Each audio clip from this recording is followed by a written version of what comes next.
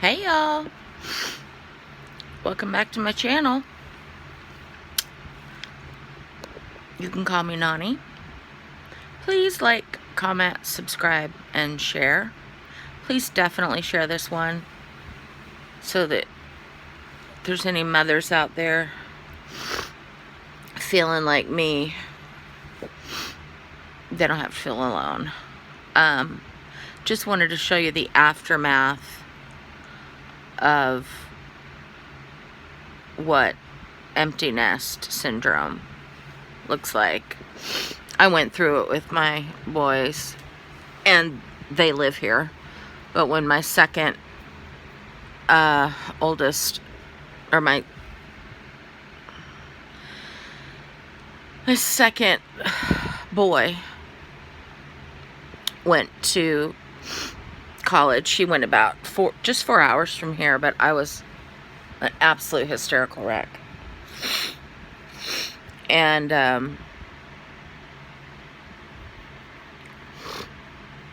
of course, you know, my daughter's going much further away. She's not even leaving yet. Like, I even convinced her to stay till after the holidays. Because I was like, you're going to leave right before the holidays. And I didn't know that, like, this last Christmas was going to be my last Christmas with you. So she was like, okay, you know, we can stay till whatever. So, but, I hadn't seen her in a few days, and I had gotten my hopes up because she was going to be spending the night tonight, so I thought. But then, of course, as I said earlier, you know, young love, it's hard to be apart, and so I get it. And I just had a very unexpected, complete meltdown about losing my baby girl. Like, she's the baby. One of my top favorite people in the whole world. And unfortunately, I don't have a lot of girlfriends. I did have some very dear girlfriends when I was that I grew up with, actually, from 11 until our 30s, and then just some absolute craziness. Crazy things happened. And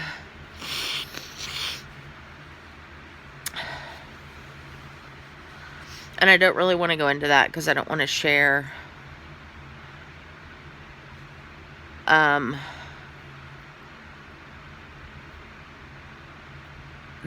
their stories are theirs to share, you know what I mean? But it was hard, and it wasn't over anything over like stupid petty bullshit. Like, it was like real hardcore shit, and it happened kind of all within the same year, kind of one right after the other. And so my daughter had really, when she got older, kind of replaced that for me a little bit, you know, because it's so important for women to have girlfriends. It just is. And I consider my daughter one of my girlfriends, so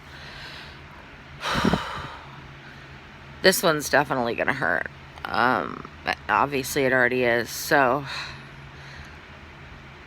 I just wanted to get on here and record it. A big part of why I want to do YouTube is obviously to create a community for small fiber neuropathy. Number one, chronic illness, invisible illnesses. Number two, because no pun intended, but they're unseen, you know what I mean? And they're underrepresented.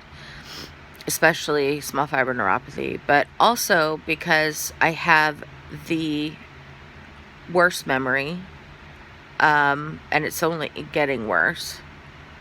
I want to be able to have these videos to remember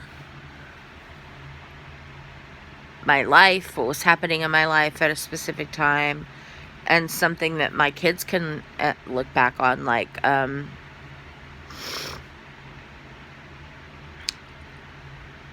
this pandemic, you know, history books. This will be in the history books, and I think it's important that we share what it's like.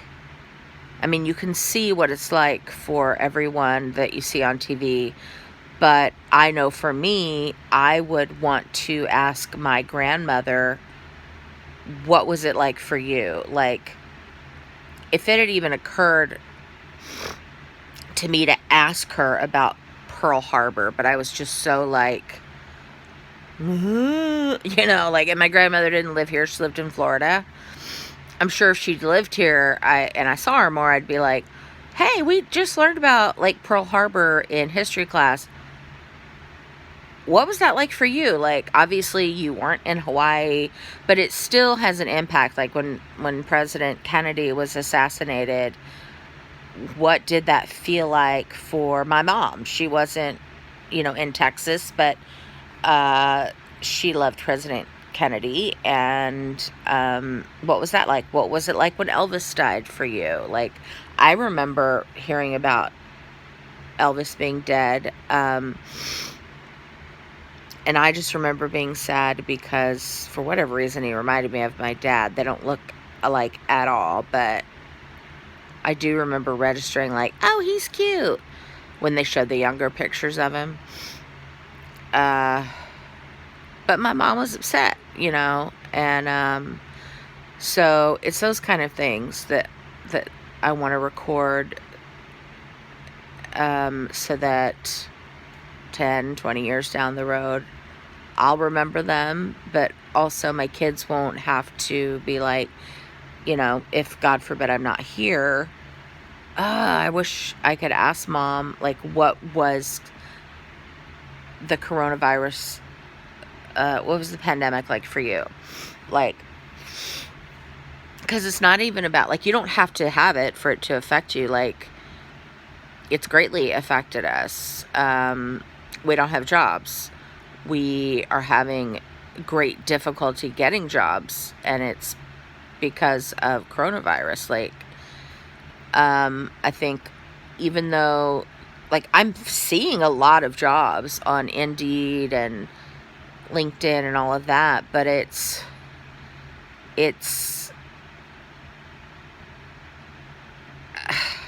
hard to explain. It's like,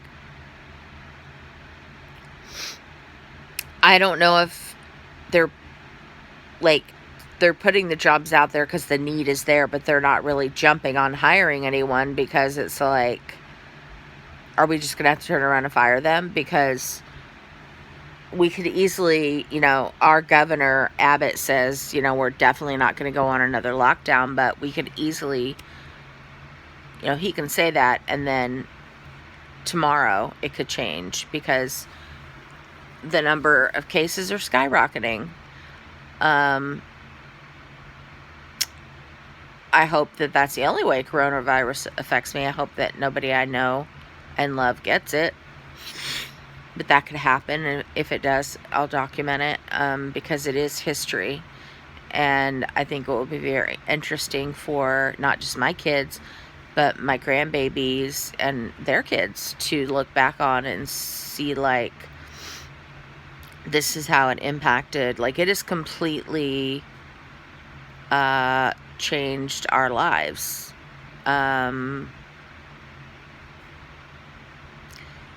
We still don't have jobs, and the system is so overwhelmed that my husband still has yet to even be approved for unemployment. So his checks aren't coming in. My checks are about to be greatly reduced, so I don't know what's going to happen in the next few months, and that's scary. And then amidst all this, regular life goes on, you know, like with my daughter.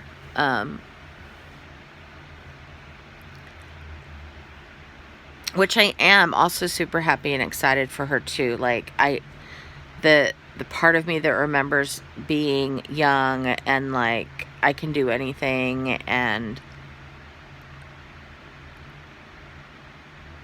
you know, that part of me is excited for her because I remember what it was like, and it's an adventure, and I want her to have that adventure. But the mama part of me is like, don't take my baby from me. You know, she's the one that I thought would be here, you know, like here.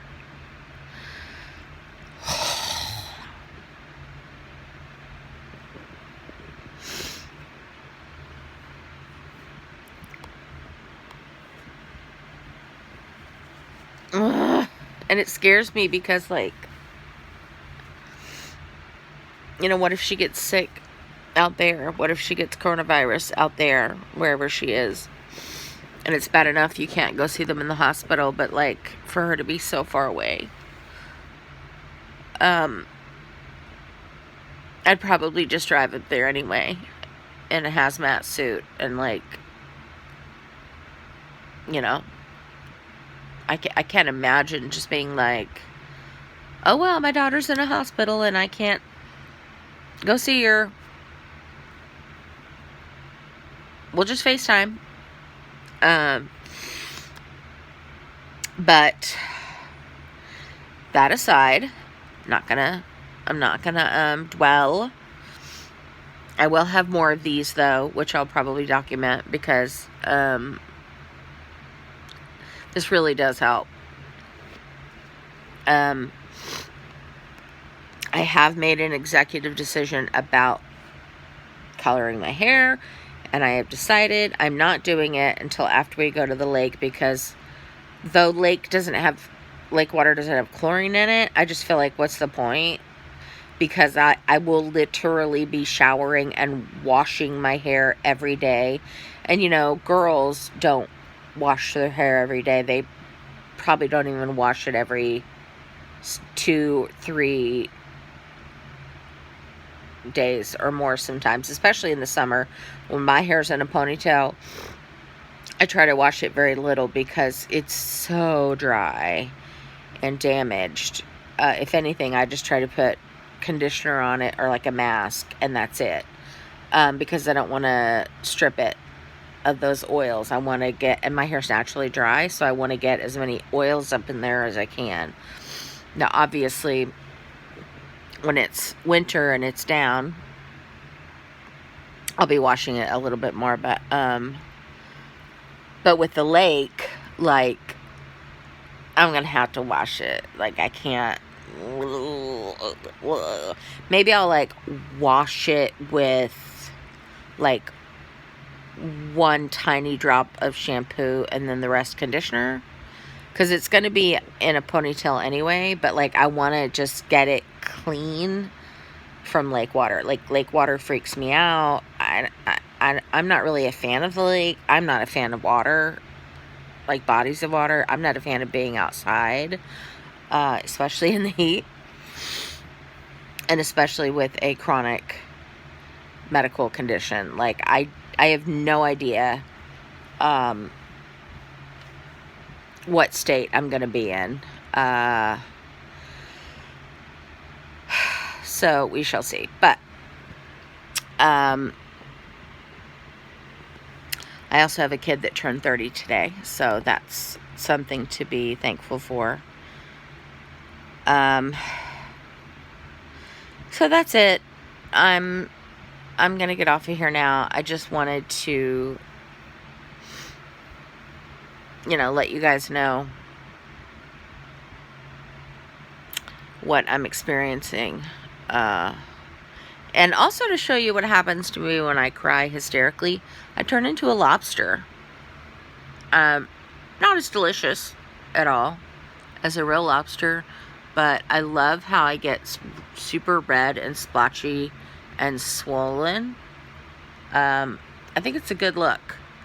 Oh, and after I go to the lake,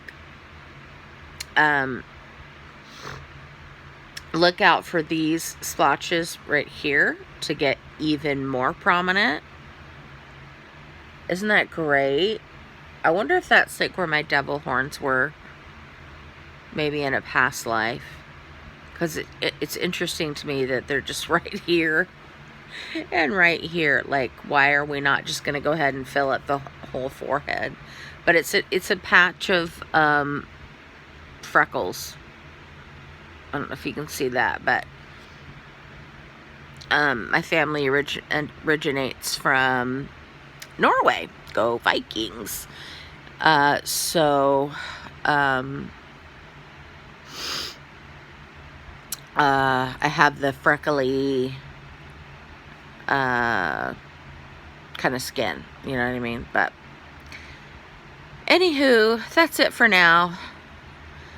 I'll go upload these. I have no idea what I'm going to title them. It's just basically chaos, but anyway, have a lovely evening, darlings, and I will see you in the next one. Okay? Bye.